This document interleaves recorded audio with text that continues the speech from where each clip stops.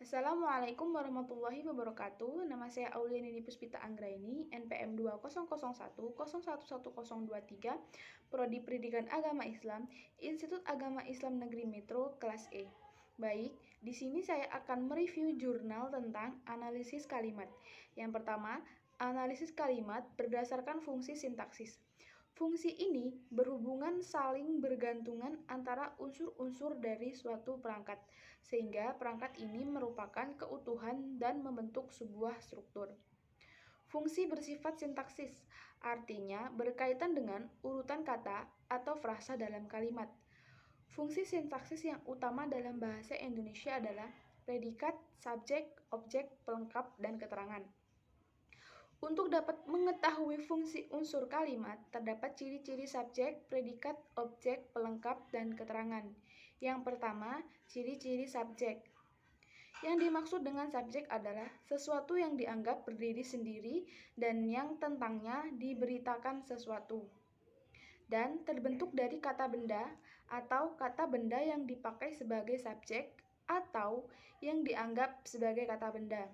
Untuk menentukan subjek, kita dapat menggunakan kata tanya apa atau siapa di hadapan predikat. Ciri-ciri subjek adalah tentangnya diberitakan sesuatu. Yang kedua, dibentuk dengan kata benda. Dan yang ketiga, dapat bertanya dengan kata tanya apa atau siapa di hadapan predikat. Yang kedua, ciri-ciri predikat. Predikat adalah bagian yang memberikan keterangan tentang sesuatu yang berdiri sendiri atau subjek itu, yang menyatakan apa yang dikerjakan atau dalam keadaan apakah subjek itu. Lalu yang ketiga, ciri-ciri objek. Objek adalah konstituen kalimat yang kehadirannya dituntut oleh predikat yang berupa verba transitif pada kalimat aktif, yang objeknya diletakkan setelah predikat. Objek dapat dikenali dengan memperhatikan yang pertama jenis predikat yang melengkapinya, dan yang kedua ciri khas objek itu sendiri. Dan yang keempat adalah ciri-ciri pelengkap. Baik objek maupun pelengkap sering berwujud nomina, dan keduanya juga sering menduduki tempat yang sama, yakni di belakang verba.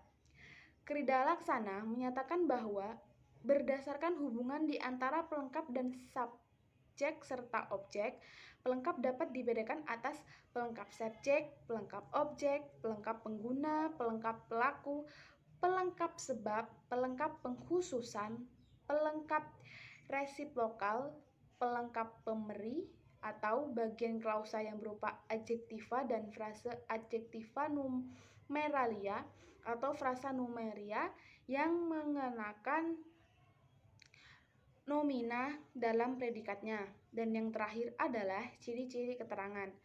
Keterangan merupakan fungsi sintaksis yang paling beragam dan paling mudah berpindah letaknya. Keterangan dapat berada di akhir, awal, dan di tengah kalimat. Terdapat bermacam-macam keterangan berdasarkan maknanya dan tandanya. Keterangan tempat itu antara lain di, ke, dari, dalam, pada, lalu ada keterangan waktu, keterangan alat, keterangan tujuan, keterangan cara, keterangan penyerta, keterangan perbandingan, keterangan sebab, keterangan kesalingan, keterangan akibat, keterangan alasan, keterangan asal, keterangan kuantitas, kualitas, modalitas, keterangan perlawanan, keterangan perwatasan, keterangan objek, keterangan subjek, dan keterangan syarat. Analisis kalimat berdasarkan fungsi sintaksis dalam suatu kalimat tidak berfungsi sintaks itu sendiri, tetapi setidaknya ada konstituen pengisi subjek dan predikat. Konstituen lainnya banyak ditentukan oleh konstituen pengisi predikat. Baik, yang kedua adalah saya akan menjelaskan tentang analisis kalimat berdasarkan kategori sintaksis. Analisis kalimat berdasarkan kategori merupakan penentuan kelas kalimat yang menjadi unsur-unsur kalimat tersebut. Menurut Firhar, mengatakan bahwa kategori sintaksis adalah apa yang sering disebut kelas kata, seperti nomina, verba, adjektiva, adverbia, adversisi. Dan Alwi membagi kelas kata ke dalam 5 kelas. Kata tersebut adalah yang pertama yaitu kata benda atau nomina. Kata benda adalah kategori yang secara sintaksis dari segi bentuknya, nomina terdiri atas 2 macam, yakni nomina yang berbentuk kata dasar dan nomina berbentuk turunan.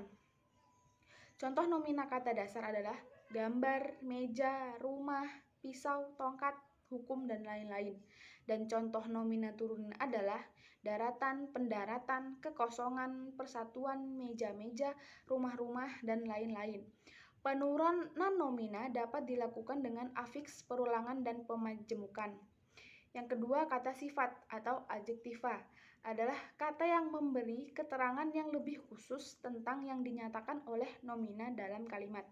Selanjutnya, adjektiva juga dapat berfungsi sebagai predikat dan adjektiva kalimat. Fungsi adjektiva dan adverbal itu muncul pada suatu keadaan. Adjektiva juga dicirikan oleh kemungkinan menyatakan kualitas dan tingkat perbandingan acuan nomina yang diterangkannya. Yang selanjutnya adalah kata keterangan. Adverbia adalah kategori yang dapat mendampingi adjektiva, numerelia, dan profesi dalam konstruksi sintaksis. Dan menjelaskan adverbia adalah keterangan kata yang menerangkannya. Yang keempat adalah kata kerja atau verbal. Kata kerja adalah kata yang menyatakan tindakan. Ciri-ciri kata kerja dapat diketahui dengan mengamati pelaku sematis, pelaku sintaksis, dan bentuk morfologinya. Dan yang terakhir, saya akan menjelaskan tentang analisis kalimat berdasarkan peran sintaksisnya.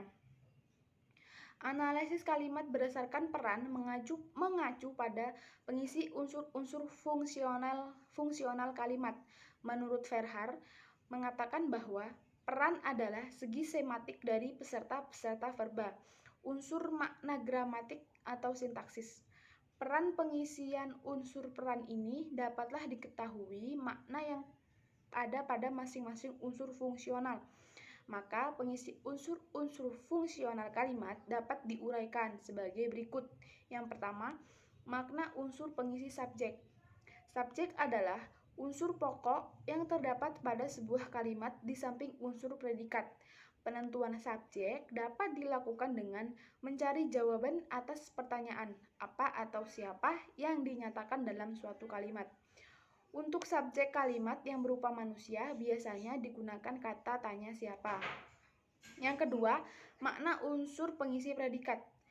Predikat juga merupakan unsur utama suatu kalimat di samping subjek. Ciri-ciri predikat adalah jawaban atas pertanyaan mengapa atau bagaimana. Kata atau kata adalah atau ialah dapat diingkarkan. Dapat disertai kata-kata aspek atau modalitas dan unsur pengisi predikat. Dan yang ketiga, makna unsur pengisi objek. Ciri-ciri objek yaitu langsung di belakang predikat. Objek hanya memiliki di belakang predikat. Dapat menjadi kalimat pasif, objek yang hanya dapat dalam kalimat pasif. Yang selanjutnya adalah makna unsur pengisi pelengkap. Unsur pengisi pelengkap memiliki makna sebagai penderita dan alat. Dan yang terakhir, makna unsur pengisi keterangan. Keterangan merupakan unsur kalimat yang memberikan informasi lebih lanjut tentang sesuatu yang dinyatakan dalam kalimat. Misalnya, memberi informasi tentang tempat, waktu, cara, sebab, dan tujuan. Keterangan ini dapat berupa frasa ditandai dengan preposisi seperti di, ke, dari, dalam, pada, kepada, terhadap, tentang, oleh, dan untuk. Mungkin sekian review yang dapat saya sampaikan, kurang lebihnya saya mohon maaf. Saya akhiri. Wassalamualaikum warahmatullahi wabarakatuh.